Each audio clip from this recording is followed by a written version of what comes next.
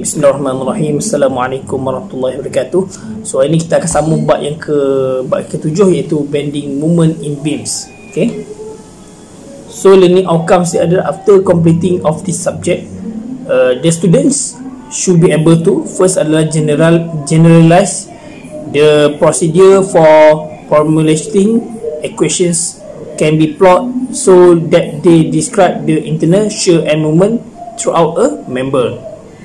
Okay, and the second is to use these relations between distribute load, shear and moment to the draw shear and moment diagram. So lastly you all kena buat kena create kena buat sesuatu diagram iaitu shear and bending moment diagram lah. Okay, nanti saya akan tunjuk dekat awak macam mana nak buat moment diagrams tu. Mudah je. Okay, so for the introduction, the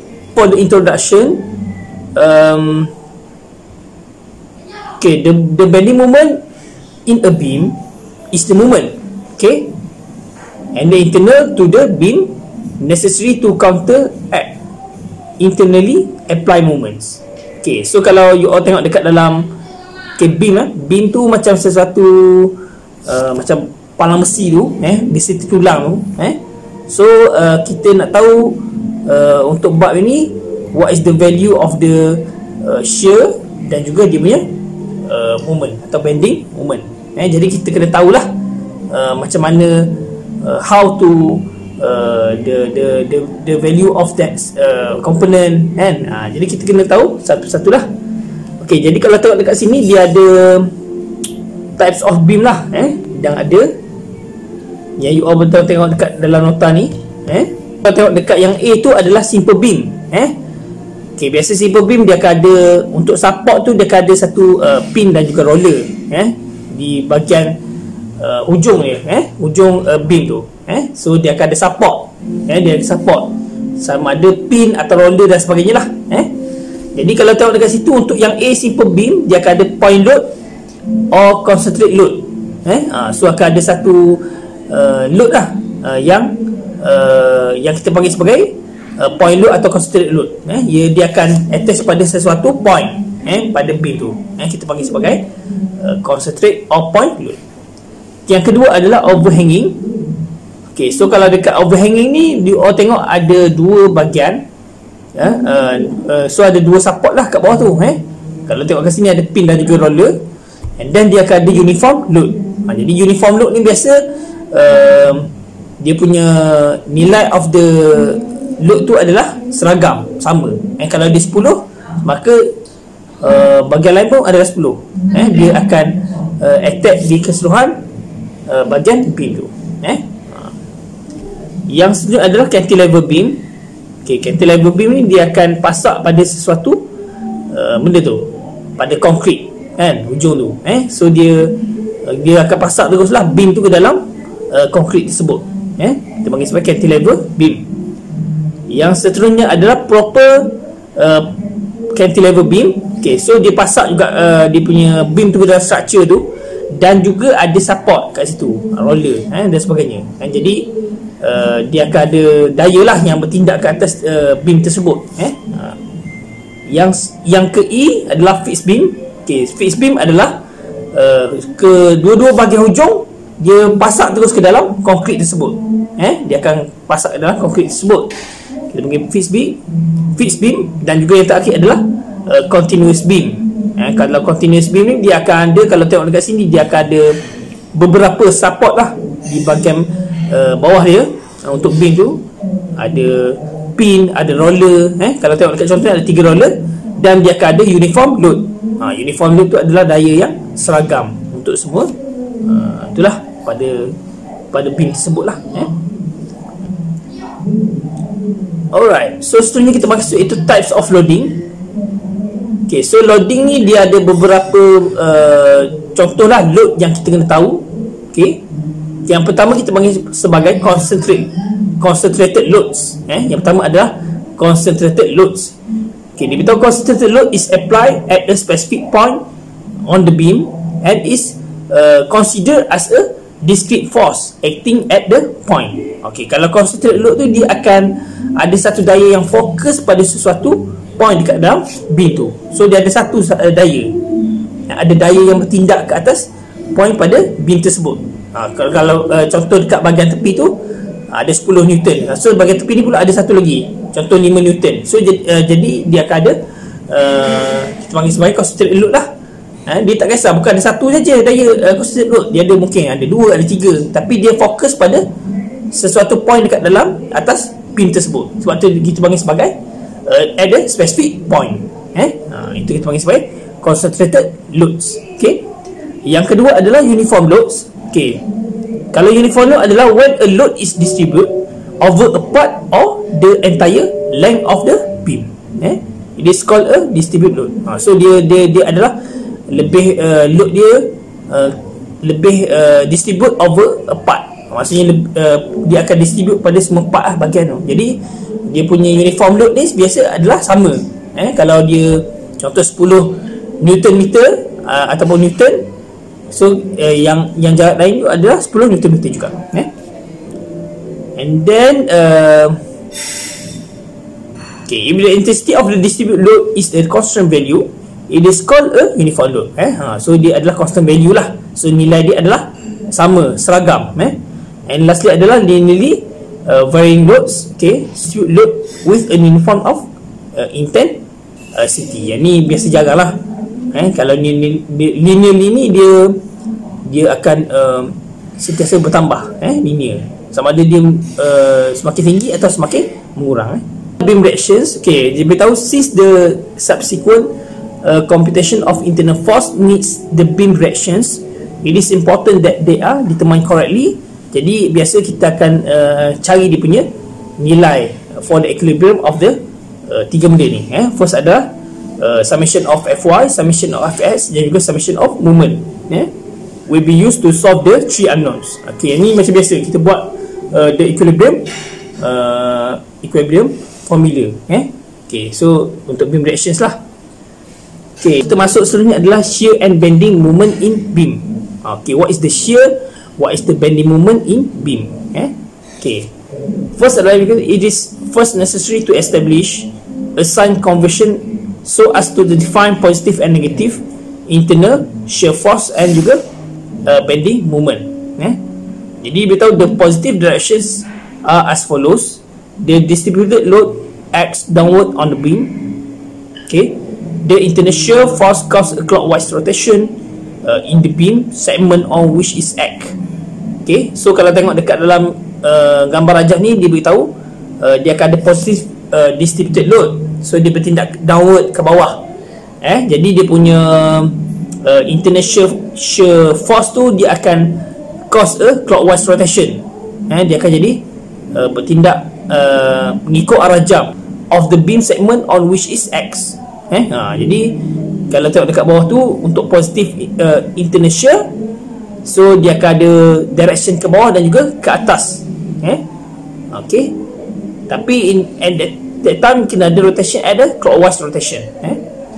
And then either internal moment cause compression in the top fibers of the segment or to bend the segment. Okay, jadi dia akan ada untuk yang moment dia akan jadi dia akan bila kita break off. Okay, macam positive distributed load kita akan dapatkan dia punya satu point yang di tengah-tengah. Maksudnya contoh panjang ni 10 meter, kita akan target daripada 5 meter lah. Jadi kita akan compose daya tersebut pada tengah-tengah beam tersebut lah. Jadi dia akan menjadikan bentuk iaitu positif internal shear bawah dan atas, dan juga positif internal moment dia akan macam ni.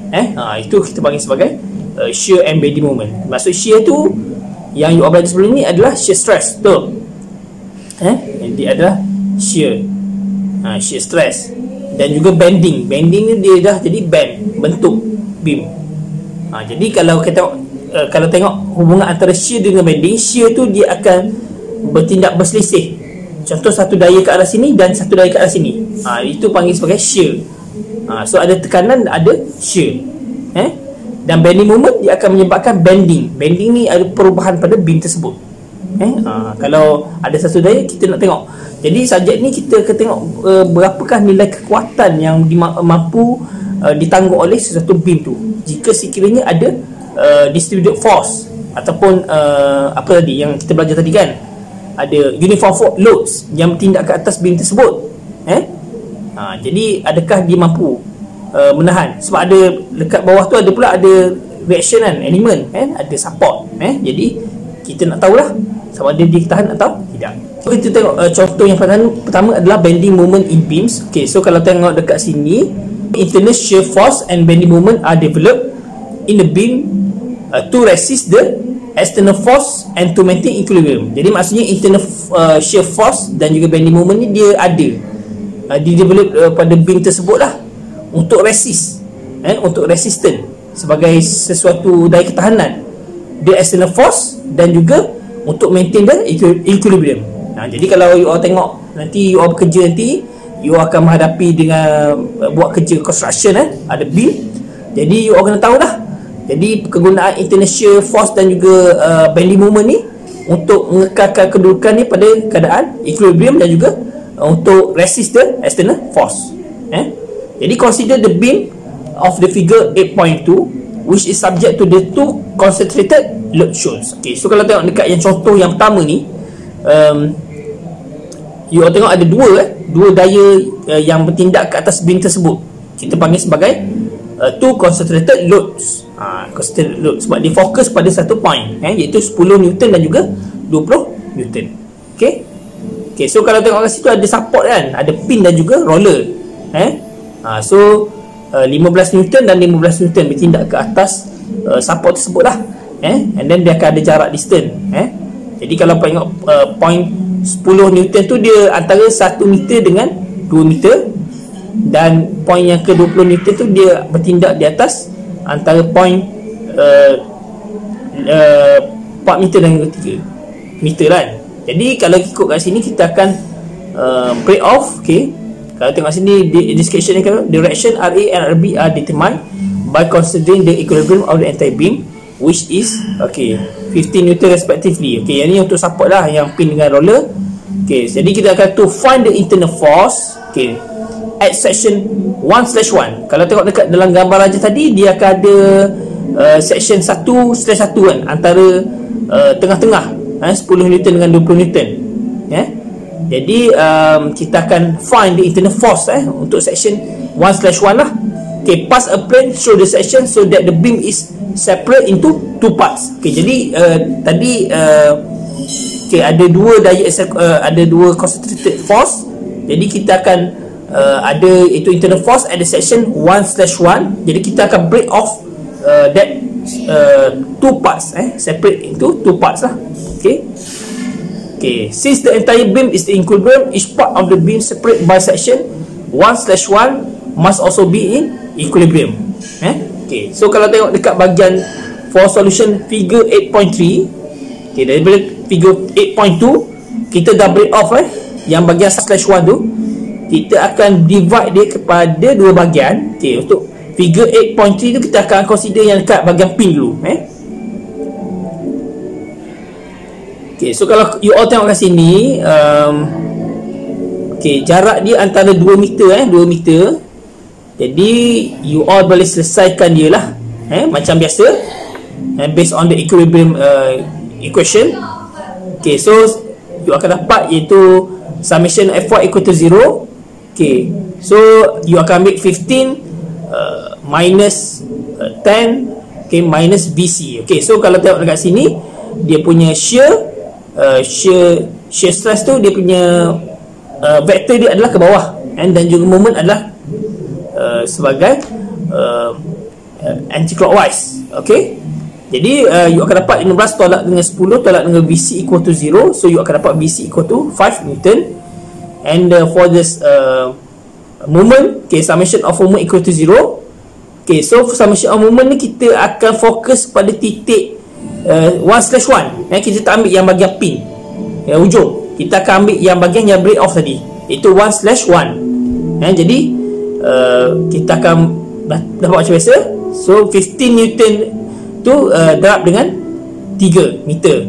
so dia bertindak secara clockwise, so dia minus lah. Okay, minus 15 times 3 meter, okay, plus dengan 10 Newton times 2 meter, and juga plus MP, MB equal to 0. Jadi kita akan dapat dia punya moment of bending moment at point tersebut, one stage 1 tu adalah 25 Newton meter. Okay, so selesailah untuk satu bahagian. Jadi yang satu bahagian lagi, if the beam in the right section 1/1 is isolated as the free body as shown in figure 8.4, the shear force and bending moment in the section can be also be determined from this segment. Okay, yang seterusnya untuk part yang satu lagi, okay, kita refer figure 8.4. okay, so dia akan ambil dekat bahagian hujung kan, bahagian roller. okay, so kita akan ambil bahagian sana lah. Okay, so from the figure 8.4, okay, so dia punya, kalau tengok dekat tadi, untuk point yang sebelah sana tadi, dia punya shear stress, dia punya direction ke bawah, downwards. Tapi untuk bahagian yang dekat pin pula, dia akan jadi upwards, ke atas. Dan juga moment dia satu bahagian lagi, the opposite direction. So you akan tahu lah untuk dapatkan nilai-nilai tersebut. So cara macam tu. Okay, jadi based on the figure 8.4 yang kita dapat ni, okay, summation of F1 equal to 0. Jadi kita akan gunalah minus 20 plus 15, okay, plus dan VC equal to 0 sebab dia naik ke atas, so dia positif lah. So VC equal to 5 Newton. Dan for the moment, okay, kita akan fokus pada point 1/1 tadi lah, kita tak ambil yang bahagian pin lah. Jadi minus 20 times 4 meter plus 15 times 7 meter minus, because the moment yang bertindak pada point 1/1 tu adalah in the clockwise, so kita akan dapat dia itu minus lah, minus MP equal to 0. Okay, jadi DPMP equal to 25 Newton meter. Okay.